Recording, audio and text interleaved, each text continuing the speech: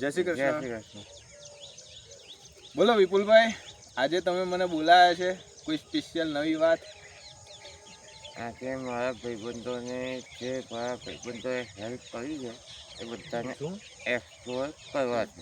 હા હા, કયા કયા ભાઈબંધોએ તમને હેલ્પ કરી છે? એટલે આ તમને જે આ કેન્સરની બીમારી થઈ, એ કેન્સરની બીમારી પછી તમને જે ભાઈબંધોએ હેલ્પ કરી એમની વાત કરો છો તમે? હા.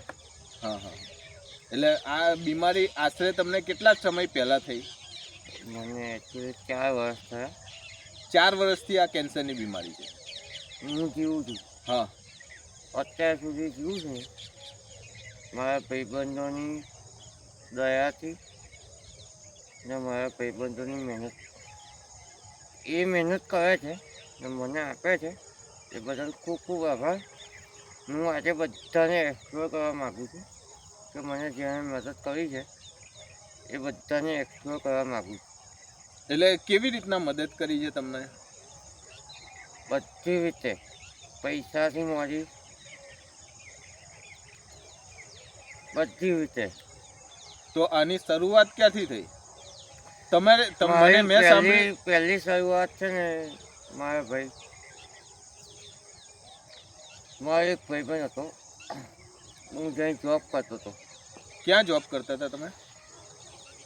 હું સ્ટુડન્ટ વિઝાની ઓફિસ હતી ત્યાં ક્યાં, જોબ નડિયાદમાં? કરતો હતો. ના, આણંદમાં. આણંદમાં સ્ટુડન્ટ વિઝાની ઓફિસ હતી ત્યાં? ઓકે, વિદ્યાનગરમાં. હવે ત્યાંથી શરૂઆત થઈ ને પહેલી મદદ મને પુલકિત ભટ્ટથી થઈ હતી. ઓકે, પુલકિત ભટ્ટ કરીને નામ છે, પહેલું નામ. 5,000થી શરૂઆત થઈ હતી. ઓકે, 5,000 રૂપિયાની તમારે જરૂર હતી અને પુલકિત ભટ્ટ. 5,000ની જરૂર નથી. હા હા. હું તમને કહું, 5,000ની જરૂર નથી, મારે જરૂર વધારે હતી. એમનાથી જેટલું હેલ્પ થતું હતું એટલું કરેલું. બરાબર છે. હા, એટલે બધાની કેપેસિટી અલગ અલગ છે. તમારે કદાચ એમની વધારે. કેપેસિટી મોટી છે, એમની ફેમિલીનો પ્રોબ્લેમ હોય ને. ઓકે, મારે શરૂઆતમાં. એકચ્યુઅલી બોલવામાં થોડોક પ્રોબ્લેમ થાય તો સોરી. ના ના, વાંધો નહીં. ઓકે, શરૂઆતમાં તમને જે કેન્સરની બીમારી છે એની માટે તમને મિનિમમ 5,000 રૂપિયા સુધીની સહાય પુલકિત ભટ્ટ નામના વ્યક્તિએ કરી હતી. પ્રથમ. બરાબર. પહેલામાં પહેલી 5,000ની શરૂઆત. હા, તો પુલકિત ભટ્ટને તમે શું કહેવા માગો છો અત્યારે? હું તો એને એમ કહું કે મારા ભાઈ, દિલથી નમસ્કાર કરું. એને આલ્યું ને એના કરતાં 10 ગણું એને આપે. ઓકે, પુલકિત ભટ્ટને તમને જે અત્યારે બી હું એમ કહું, પુલકિત ભટ્ટ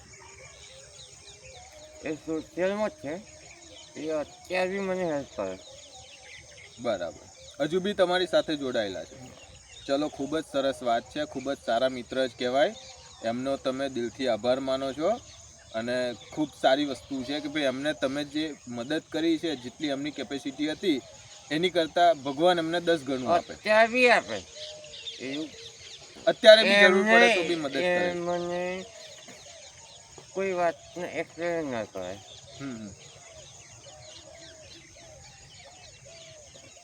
ઓકે, તો પછી આપણે આગળ વધીએ. તો એના પછી પુલકિત ભટ્ટ તો એક વ્યક્તિ છે જેમને તમારી મદદ કરવાની શરૂઆત કરી છે.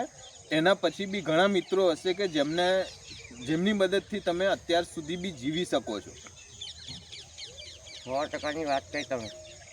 તો એવા બીજા કયા મહાનુભાવો છે કે જેમને તમારી મદદ? અમુક મહાનુભાવોની વાત નહીં કરી શકતો તમારી સાથે. કારણ કે અમુક મારા ભાઈબંધોએ ભાઈબંધ કહું કે જે કહું એમે અમુક નામ દેવાનું બરાબર છે. હા, બાકી એ મારી માટે તો રાત દિવસ માટે મારા ઘરનું મીઠાથી મળી ને કોઈ બી સામાન હોય ને એના માટે અત્યારે બી રેડી છે. ખૂબ જ સરસ વાત છે કે ઘણા એવા મિત્રો છે, નામ નહીં દેવાનું કહ્યું, ઘણા મિત્રો છે જે અજ્ઞાત રહેવા માગે છે, અજ્ઞાત સેવા તમારી સાથે કરી છે. ખૂબ જ સારી વસ્તુ છે. અત્યારના હાલના ટાઈમની અંદર તો બધા માણસો પૈસા અને નામ માટે જ જીવતા હોય છે. અને એ મિત્રોએ તમને ના પાડી છે કે ભાઈ મારું નામ કોઈ જગ્યાએ બહાર પાડશો નહીં, તમને જ્યારે જરૂર પડશે અમે તમારી મદદ કરવા માટે હરપળ તૈયાર છીએ. એ ભાઈબંધોને તમે શું કહેવા માગો છો? હું એ ભાઈબંધોને એટલું જ કહેવા માગું કે મારા ભાઈબંધો એવા છે ને તો હું અત્યારે જીવું છું ને, જે જીવું છું ને એ મારા ભાઈબંધો એવા છે ને કે નામ લેવાનું ના કે એ મારી ઘેર કોઈ બી વ્યસનનું બાકી હોય ને તો આપવા તત્પર છે. એટલે એ લોકોએ નામ લેવાનું ના કહ્યું. ચલો વાંધો બાકી નહીં. તો આપણે આ જે પોડકાસ્ટની અંદર આપણે અત્યારે કોના કોના નામ દેવાના છે તમે એની વાત કરીએ આપણે આગળ. કારણ કે જે અજ્ઞાત છે કે જે લોકોએ એમની સેવા બીજાને જણાવવાની જ ના પાડી છે એમને તો આભાર કહીને આપણે આગળ વધી શકાય. તો આગળ હવે બીજા કયા એવા મિત્રો છે કે જેમને તમે આભાર કહેવા માગો છો આ વિડીયોના મારફતે? હું મારે પહેલાં પુલકિતભાઈને તો કહ્યું ને. પુલકિત ભટ્ટની તો વાત થઈ બરાબર. ગઈ. પુલકિત ભટ્ટને તો આભાર કહી દીધો છે. બીજી વસ્તુ છે કે મારા શેઠ જે પહેલાં હું જોબ કરતો હતો 2009માં, બરાબર.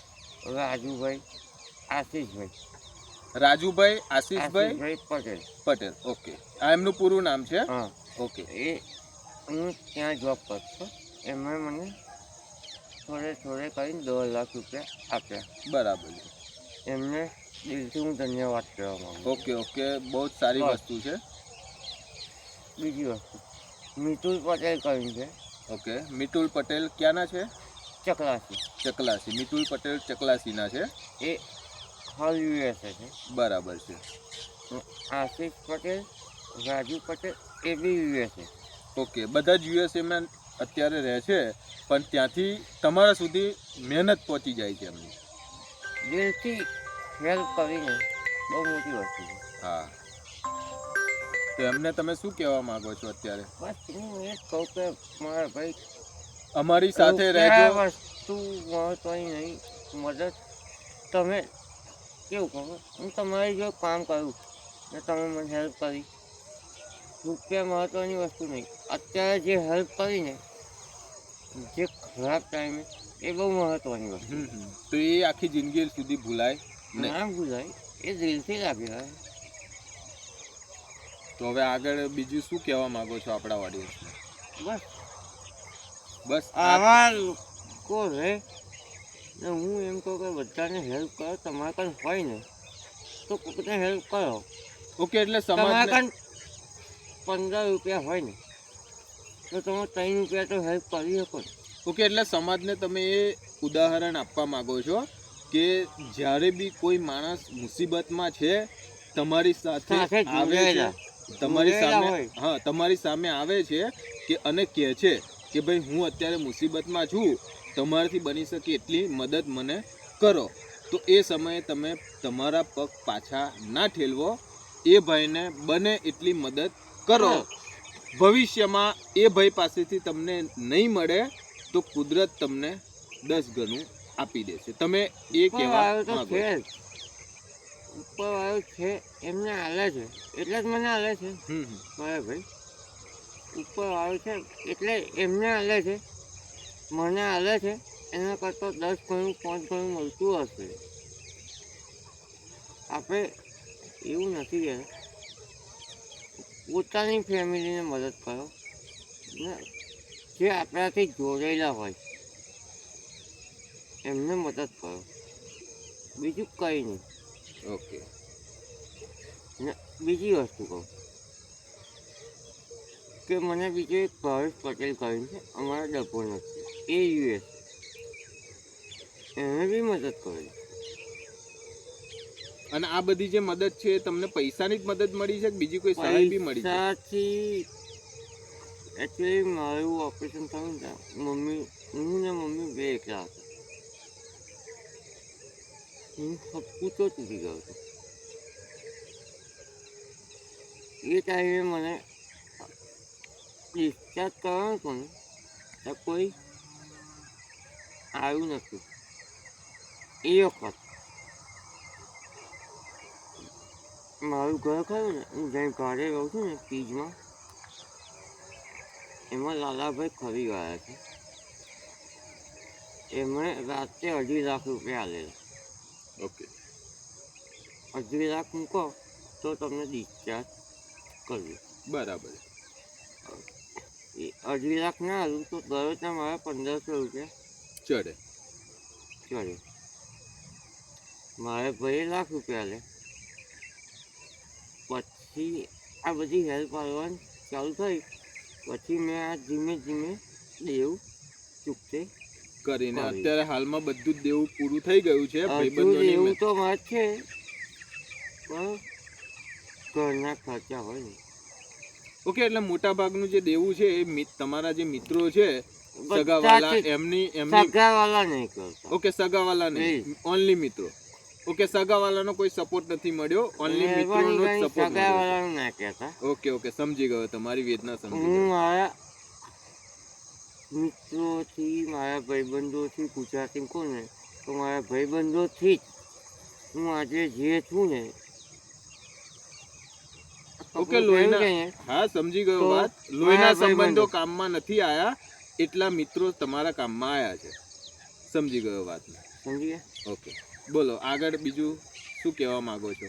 બસ મારા ભાઈબંધોને એમ કહું કે તમે આવીને આવી રીતે કંઈક હું તો છું, તમારે કાંઈ હોય ને તો 50% કમાતા, 100% કમાતા હોય ને તો 10% ખુદને હેલ્પ કરો. બાજુ. ઓકે, મદદ કારણ કે કરો.